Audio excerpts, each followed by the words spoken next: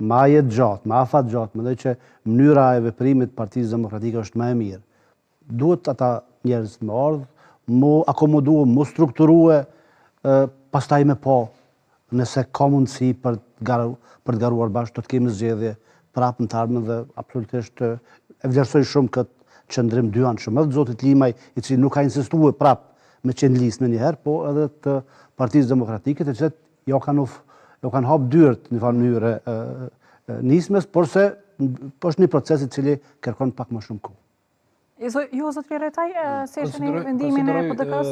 për Limajnë? Vendim dhe veprim institucional, sepse partitë politike në Kosovë, sidomos këtu që janë të mirë organizuara, kanë proceset dhe zgjedhjet të brendshme dhe ty si antar për me shku deri te lista duhet fillimisht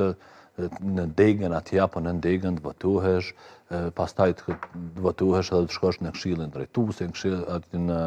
në organet e partisë dhe nuk mundesh prej rrugë, për shembull se prej një partie tjetër me ardhur drejt për drejt në listë, kur aty presin në radhë me dhjetra gra e burra që kanë dhënë kontribut e janë angazhuar në parti dhe pastaj ty munguhet apo ty pamundësohet antarësimi apo garimi apo kandidimi në zgjedhjet e 7 qershorit. Kështu që unë besoj që është një veprim shumë institucional dhe korrekt, fillimisht me antarësinë e vetë Partisë Demokratike, sidomos ata që janë angazhuar shumë, sepse angazhohen në për evente të ndryshme. Nuk do humbet PDK-ja nga një farë forme refuzimi për ta marrë Limajnë në listë? Unë po besoj që fryma e Limajt do të sjellë ndryshime, vetë fryma dhe vetë bashkimi që